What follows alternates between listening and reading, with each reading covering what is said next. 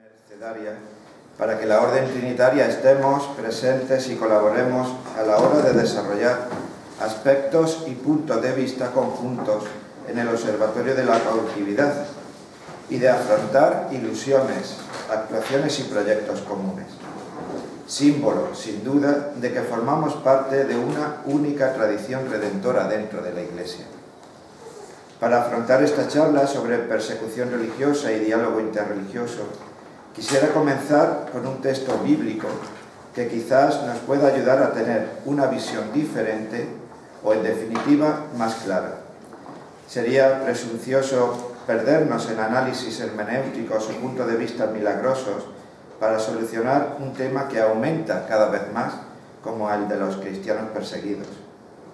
El texto dice: en aquel tiempo, alzando la mirada, Jesús vio a unos ricos que echaban sus donativos en el arca del templo.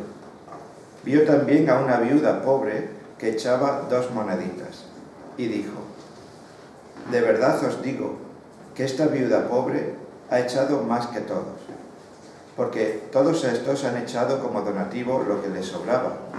Esta, en cambio, ha echado de lo que necesitaba, todo cuanto tenía para vivir. Efectivamente, a simple vista el pasaje no parece decir nada respecto al argumento referente al diálogo o persecución religiosa, y así es, pero nos puede ayudar a conseguir unas herramientas válidas para adentrarnos en el contenido. Individuaremos los contenidos que se presentan, reduciéndolos en 3 puntos o particularidades. La primera particularidad que debemos tener en cuenta es que estamos en un contexto religioso. El observatorio se está creando dentro de un contexto religioso. Lo que se decía ayer no es nada social en sí, es un contexto religioso. El templo, en este pasaje.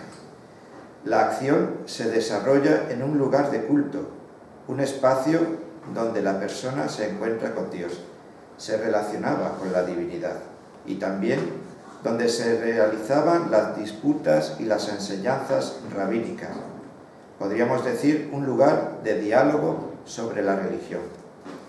Por ello, precisamente es en este sitio donde Jesús realizaba juicios en contra de los escribas o fariseos, o mejor dicho, en contra de su hipocresía religiosa. Si bien toda la actividad de Cristo se desarrolla desde un punto de vista desde el creyente, es en el ambiente del templo donde se hace más incuestionable la exigencia de Jesús por mantener la fidelidad a la voluntad de Dios. Más tarde, dejará ver que el verdadero templo de Dios está en la persona creada. Este aspecto nos da el impulso para poder centrarnos en la actuación hacia las personas. Es además el entorno desde el que debemos impostar el tema del diálogo y de la persecución religiosa. Es decir, hablemos desde el púlpito o cátedra que hablemos, estos argumentos deben ir siempre ambientados en relación persona-Dios. Pero vamos a ajustarnos un poco más en el gesto concreto del Evangelio. Nos paramos en la segunda particularidad. Leemos que Jesús vio por 2 veces.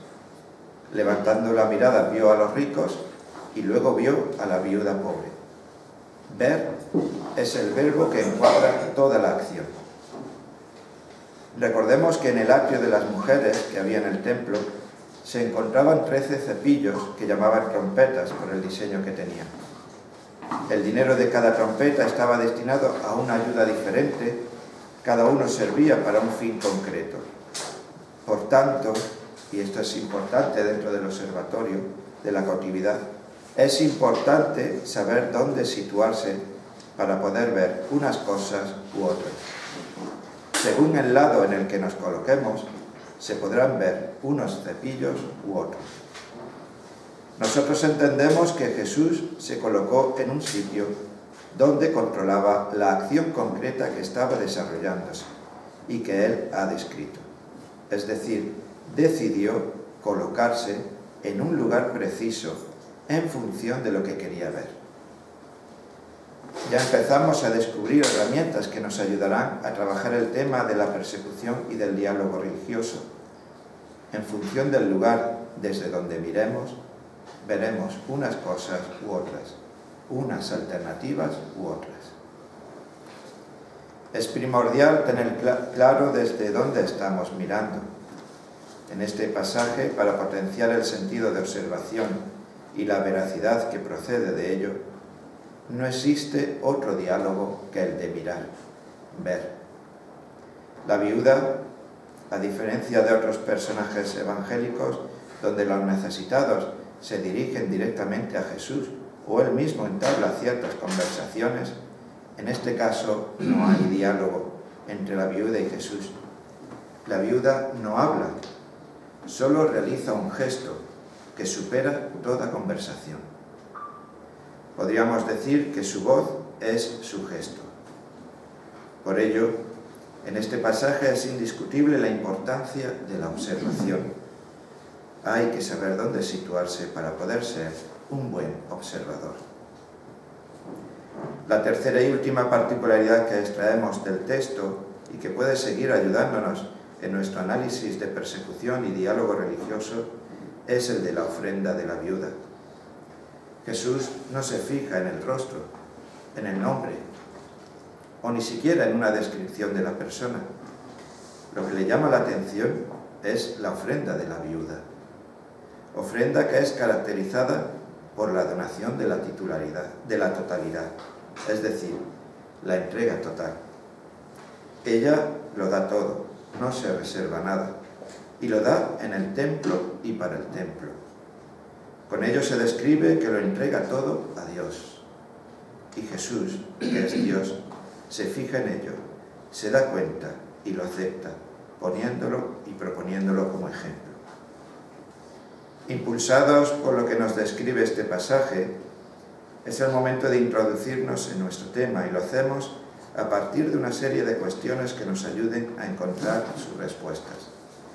Hemos evidenciado tres aspectos: el contexto religioso, la importancia de observar y ver las cosas dependiendo de dónde nos colocamos y, finalmente, el gesto concreto. Efectivamente, el templo representaba al Dios de Israel, que era el único Dios, y como tal residía en el único templo. Pero ese templo está hecho de manos humanas. Jesucristo es el verdadero templo de Dios, y por tanto en Él descubrimos todo lo que podemos y debemos saber de Dios.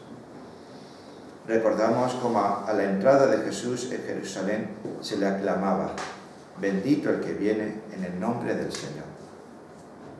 Este es el grito que ha atravesado toda la historia del cristianismo como identificación del contexto religioso en los discípulos de Cristo.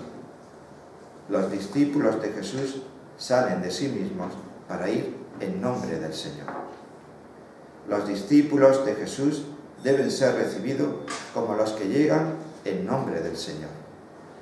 Pero no solo eso, los discípulos de Jesús deben comportarse y actuar como los que van en nombre del Señor. Ese es el contexto religioso en el que se mueve el diálogo religioso y en el que se sufre la persecución religiosa. Porque todo lo que hacemos y todo lo que decimos se hace en el templo de Dios, es decir, en nombre del Señor. Es verdad que también en el templo había comerciantes y cambistas que operaban según la legalidad. Ellos no estaban fuera de la ley del templo, sino que su trabajo era legal. La propia autoridad del templo recibía parte de la ganancia de los mercaderes. Había beneficio para ellos. Esta es una característica muy significativa a la hora de hablar sobre la persecución religiosa, especialmente cuando tratamos de proyectos concretos.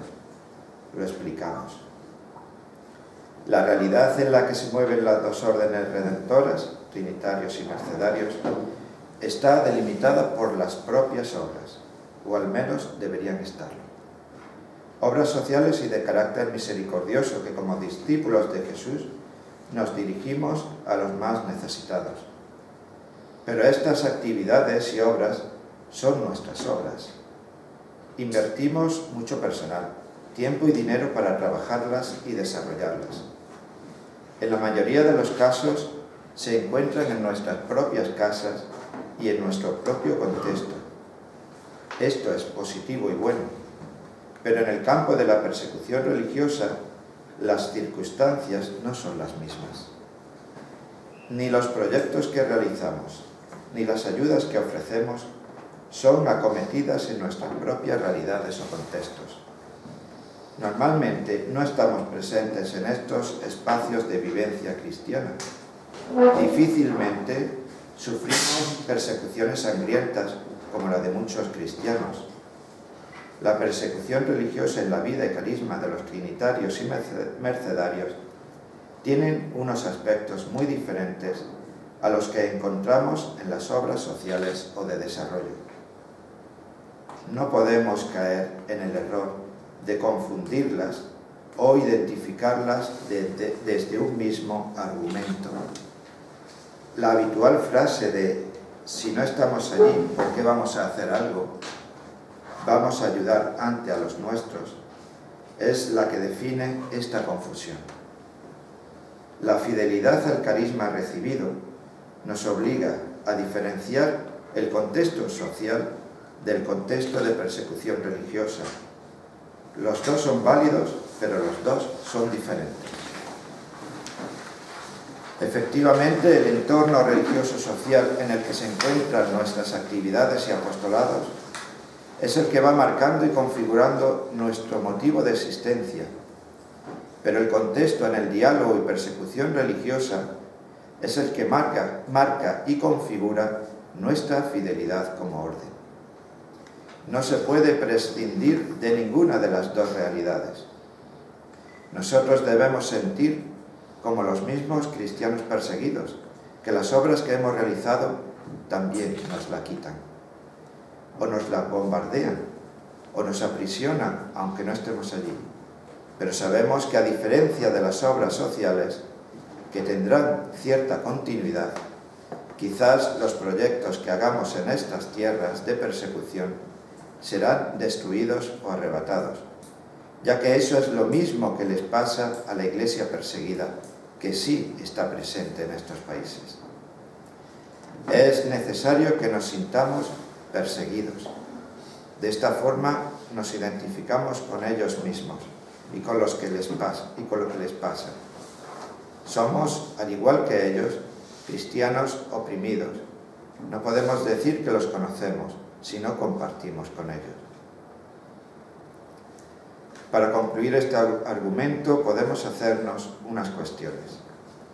¿Somos capaces, a diferencia de los cambistas, de estar en el templo sin recibir ganancia a cambio? ¿Estamos en el templo ofreciendo todo lo que tenemos sin esperar a recibir nada? En este primer argumento, la última parte, lo he utilizado también para recordar el ejemplo que últimamente nos ha pasado a los trinitarios y mercedarios, en Sudán concretamente.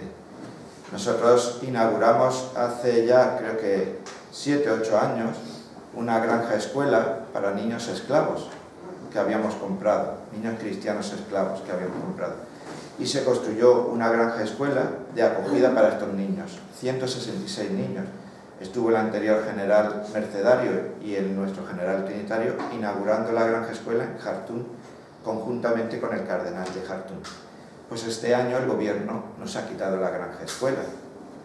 Efectivamente, lo que yo quería pretender hacer aquí es ver la diferencia que tiene cuando hacemos unos trabajos sociales, como puede ser la pastoral penitenciaria, los colegios, que nadie nos lo va a quitar normalmente, y el decir que estamos en un sitio que sí nos lo van a quitar y que vamos a hacer esfuerzo, pero sabiendo que nos lo pueden quitar o nos lo pueden bombardear.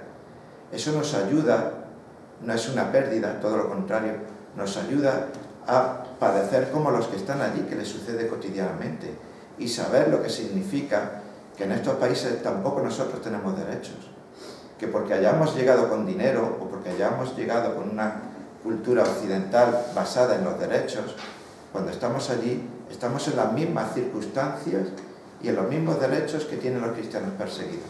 Y por tanto también nosotros, trinitarios y mercedarios, podemos decir que somos cristianos perseguidos, porque en este caso concreto, en otros sitios sí estamos, pero en este caso concreto, aunque no estamos, pero también nos está sucediendo lo mismo.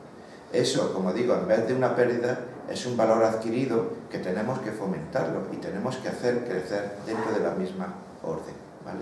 No es algo que hemos perdido, algo que nos han quitado, sino que a través de este contexto religioso, que es la primera herramienta en la que tenemos que seguir trabajando, es un valor que hemos recibido, una gracia que Dios nos ha dado, el poder sentirnos igual que los cristianos de allí, aunque nosotros sí estemos bajo unos derechos que nos amparan, ¿vale? El segundo aspecto que hemos individualizado en el texto evangélico descrito nos habla de la importancia de ver y observar las cosas dependiendo de dónde nos coloquemos. Jesús mira las ofrendas que la gente echaba en el cepillo. Es interesante recordar que anteriormente Él nos había dicho que no vea nuestra mano derecha lo que hace la izquierda. Pero también es verdad que Dios ve en lo secreto. Cristo, verdadero Dios, mira siempre nuestra ofrenda, se fija en nosotros. Además, Él nos enseña a saber dónde situarnos, desde dónde mirar. De esta forma estaremos preparados para ver lo que Dios nos pide que veamos y de la forma que Él quiere que veamos. Este semblante es muy significativo a la hora de hablar sobre el diálogo religioso. Efectivamente, dependiendo de dónde nos situemos, nuestra visión será diferente. No es lo mismo que estemos o que este diálogo sea visto desde una cultura occidental que visto desde una cultura de Oriente. Simplemente con un análisis estadístico de publicaciones o estudios en referencia a las relaciones entre las diversas religiones evidenciará dónde estamos situados. El centro del debate sobre el diálogo religioso debe partir de la libertad religiosa en el mundo. Mientras no exista libertad religiosa, difícilmente puede existir diálogo religioso. La libertad religiosa no es el objetivo o el fin al que aspiramos, sino el instrumento, la herramienta necesaria para el fin que nos proponemos dentro del diálogo religioso. La Iglesia ha sido la mayor defensora de la libertad religiosa, proyectada especialmente en la Declaración Dignitatis Humanae del Concilio Vaticano II. Es precisamente la falta de esa libertad lo que ayuda a la persecución religiosa. Va por tanto conectado obligatoriamente el diálogo religioso con la persecución religiosa, y ello a través de la libertad religiosa. Este es el eslabón que une o separa. Por tanto, siempre que se dé diálogo, debe tenerse como herramienta la libertad religiosa. Si eso no se cumple, si entre las partes que componen ese diálogo no existe libertad de creencia, entonces el diálogo desaparece y se vuelve coacción. Efectivamente, esto lo podemos descubrir a la hora de realizar un mapa universal sobre el diálogo religioso. Los países donde se da más abiertamente ese diálogo son países donde existe la libertad religiosa. En cambio, los países donde no existe esta libertad, falta de libertad religiosa que en algunos casos se vuelve persecución, el diálogo con otras religiones se vuelve esbozos de un camino que aún no se ha comenzado a realizar. Si queremos trabajar en este campo, es importante ser realistas y sinceros a la hora de reconocer en qué situación nos encontramos. Aunque delimite mucho nuestra visión y actuación, no debemos renunciar a que la libertad religiosa sea la base y requisito para el comienzo de todo diálogo religioso. Nos encontramos, por tanto, en un momento de análisis y aceptación de los resultados. A este punto surge entonces la cuestión: ¿cuál es la ofrenda de la viuda? viuda, que nosotros podemos realizar. La respuesta la encontramos en el tercer aspecto que hemos extraído del texto evangélico, es decir, el gesto concreto. ¿Por qué la ofrenda de la viuda pasó desapercibida para la gente que había en el templo y en cambio fue presentada como ejemplo por parte de Jesús? El hecho de que la viuda diese todo lo que tenía demuestra el grado de libertad de su acción. Para las ofrendas en el templo nunca se exigía dar todo lo que se tiene para vivir. No es obligatorio entregar todo lo que se tiene. En cambio, la viuda lo da todo. No está obligada, lo hace libremente. Este concepto de libertad está implícito en nuestros propios carismas y tendríamos que ser nosotros los que entendiésemos que libertad no es hacer algo porque nos lo piden, sino superar toda exigencia engrandeciéndolo. Pero a vosotros os digo, amad a vuestros enemigos, haced bien a los que os aborrecen, bendecid a los que os maldicen y orad por los que os calumnian. Al que te hiere la mejilla, preséntale también la otra. Esta mujer excede lo prescrito, supera a la ley. El gesto de la viuda, traducido en palabras, nos recuerda el mensaje de Jesús, que se dijo, pero yo os digo. ¿Cuál es la actitud, o mejor aún, cuál es el motivo de este gesto, de esta ofrenda? El amor a Dios. Volvemos, por tanto, al punto primero, el templo, Dios, el contexto religioso. El diálogo interreligioso es una actitud obligatoria que surge desde nuestra vivencia con Dios, especialmente con el Dios cristiano. Esa vivencia con la divinidad necesita de un diálogo, de un coloquio con los demás. Así, la falta de esa vivencia divina nos introduce, en cambio, en el acoso a los demás. La falta de relación personal con Dios nos hace ser una amenaza para los demás. Entonces, si nosotros cumplimos esto, ¿qué nos espera? ¿Qué nos ofrece Cristo? La respuesta está en la continuidad del texto que hemos analizado. Algunas personas estaban hablando de los hermosos bloques de piedra que se habían usado para construir el templo y de los preciosos adornos colocados en sus paredes. Jesús dijo, llegará el momento en que todo esto será destruido. Ni una sola pared del templo quedará en pie.